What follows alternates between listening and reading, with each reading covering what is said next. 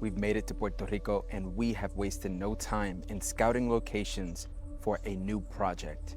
This project, however, is going to be completely different from Project Oasis. If you've checked out our last project, Project Oasis was a desert project over in California, in the Western Mojave Desert portion of it. It is a piece of land that I purchased myself, not to live in it and not to develop it how most Californians would. This was a project that I created for the sole purpose of increasing the biodiversity of the native plants and the native animals. Now, this project was very important for me because of the rapid development of the area and really all of Southern California, leaving these plants and animals in a vulnerable position, pushing them out past their native lands. And so it was a bit of a political and social stance that I was taking.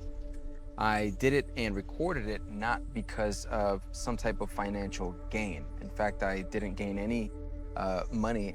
I just invested money into it. All of this was to inspire you as well. That's the reason why I recorded it. That's the reason why I drove 2 hours just to go work on that land once a week. But now we are in a different area and a whole different type of climate that we are adjusting to. We are in the southern part of Puerto Rico, specifically Ponce. This is where my family lineage is historically from.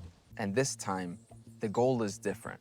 It is not to necessarily boost the native flora and fauna. In fact, there is plenty of it. This one is more on the side of food sovereignty. And so this project is going to be called Project Sovereignty. And it is a very important topic to me because of the situation that Puerto Rico was put under. Imagine an island once known for being a tropical paradise and being a production powerhouse in terms of agriculture, now importing almost 90% of its food. These are lands that are fertile. These are lands that you can throw a seed and come back next week and find it sprouting without having to do anything. Yet, the island has been made to be more reliant on outside agriculture, now more than ever in its history. And so the topic of food sovereignty in sovereignty period is very, very important, and it's a dire need in this time. So the locations that we are scouting are not ones that I am looking to purchase. They are actually ones that I'm looking to do a little bit of guerrilla gardening. And if you don't know what that term is, what it means is not asking permission, not seeking permits and papers. This is an emergency call, really an emergency wake-up call for the people, letting them know that this island is full of fertile lands that you could grow food out of almost any time of the year without anybody's permission, without investing thousands of dollars, without having the right setup. And so in this project, Project Sovereignty, I'm going to be showing you guys how I do guerrilla gardening. And it starts here, where I'm at, the backyard. I'm going to be growing and starting the seeds here and then eventually transplanting them into places that I see fit. What we're gonna be looking for are places that have the right amount of sun exposure for the plants that will be growing, places that have the right amount of water, natural water catchment, and places that have easy accessibility so that we can go in and do our gardening. What we're gonna make sure is that all the lands that we do utilize are not gonna be privately owned by any individual. They are going to be abandoned lands because abandoned homes and abandoned lands are very common here. In fact, over 300,000 homes are abandoned here on the island. And so we are gonna make sure that we can turn these forgotten and neglected lands into something that is able to produce food for the community. We're gonna be sure that we aren't breaking anybody's private property. We're gonna be sure that we are giving people their privacy. We're not gonna be breaking into people's yards, okay? We are going to make sure that, you know, everybody is respected and everybody's privacy is respected. And with that being said, I know you guys are itching to find out which location I scouted and secured for our first guerrilla gardening project. So stay tuned to the rest of the video and I hope you enjoy.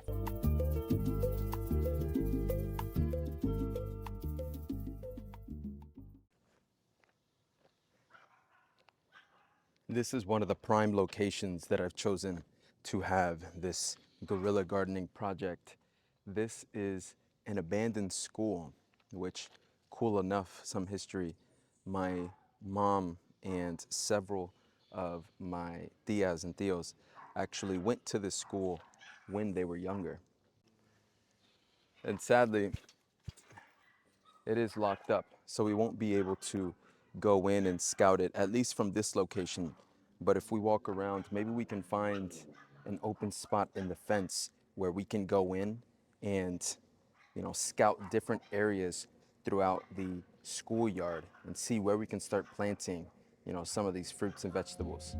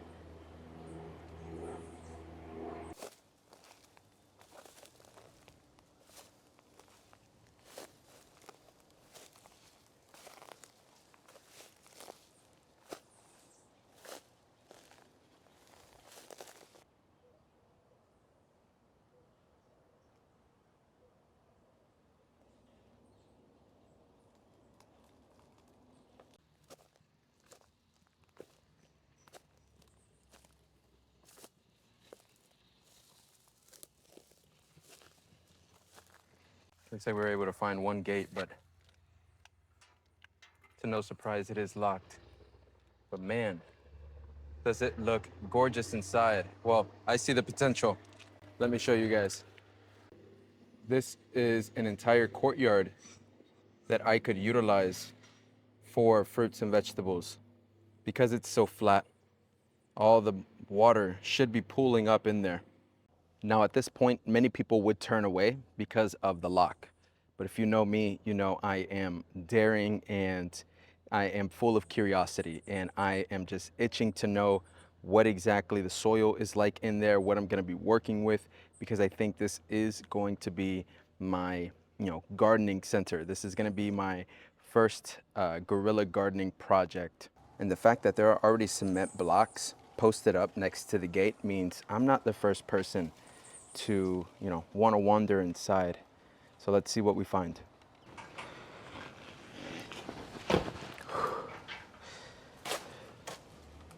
Now at first glance, I already see chickens. So I'm gonna have to protect the plants if I do plant them in here, because they will eat everything and anything.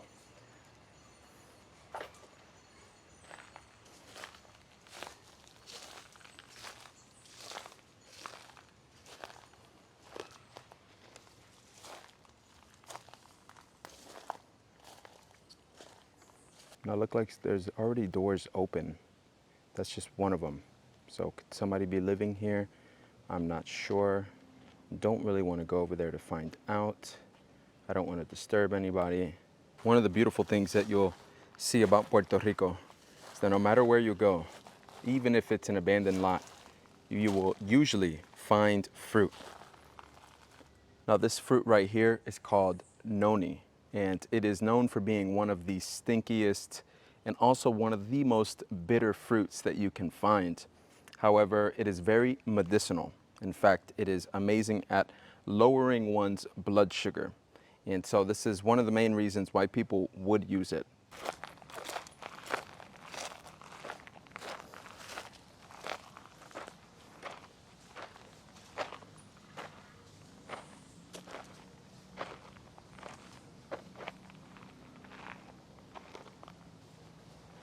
One of the sources of food that is already here is the tree that is above me. This is an almond tree. It's similar to the one that you already buy in the stores.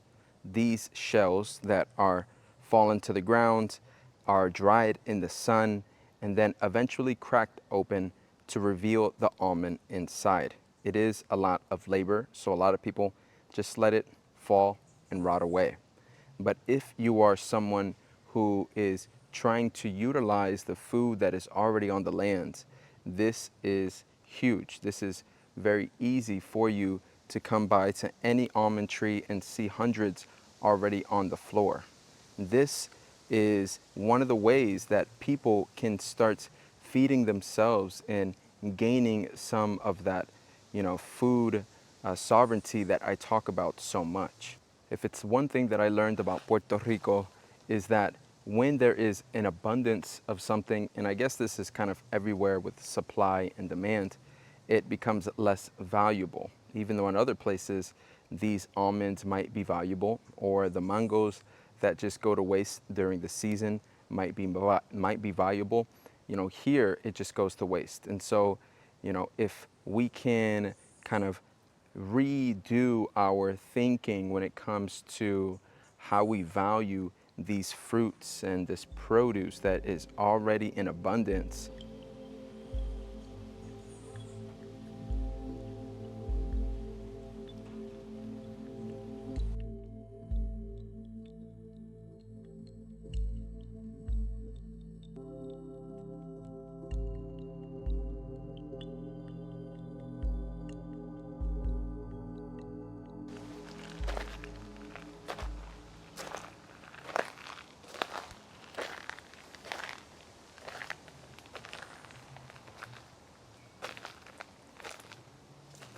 This looks like this would be the area.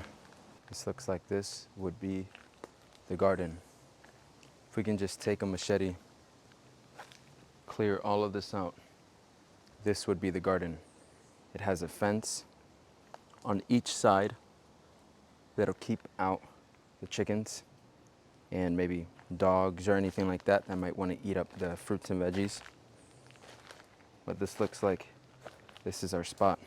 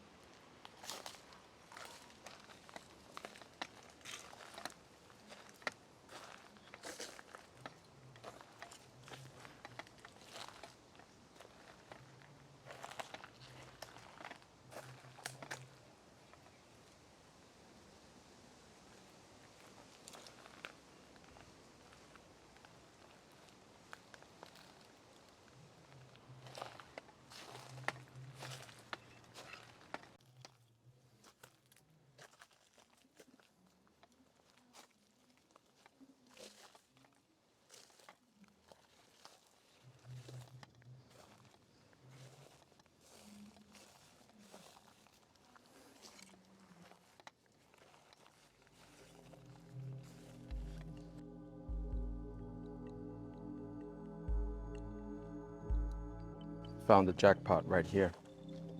Water storage system that we can use as the rains come in. We already have pipes on the floor. That's all we need in order to get our own little, water irrigation system going on, so I don't have to be here too often.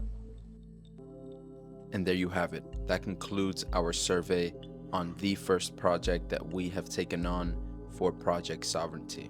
And this may seem small to some people. It may seem like just a couple plants in the middle of an abandoned garden isn't going to do much. But this is much more than just a YouTube video. This is really planting the seeds of hope. This is planting the seeds of resilience and resistance that I hope spreads to the community of Puerto Rico. So thank you for being a part of this journey, like you guys were a part of the journey of Project Oasis. I hope that I can inspire you guys to start your own guerrilla gardening projects wherever you may be. In the next episode, we're going to be coming back with tools and with help, because we're going to need to clear cut that entire plot and really bring it back to life if we want our transplants to stand a chance. So in the meantime, we're going to be planting, we're going to be growing and taking care of these plants until they are ready to be put into the ground. So I will see you guys on the next episode.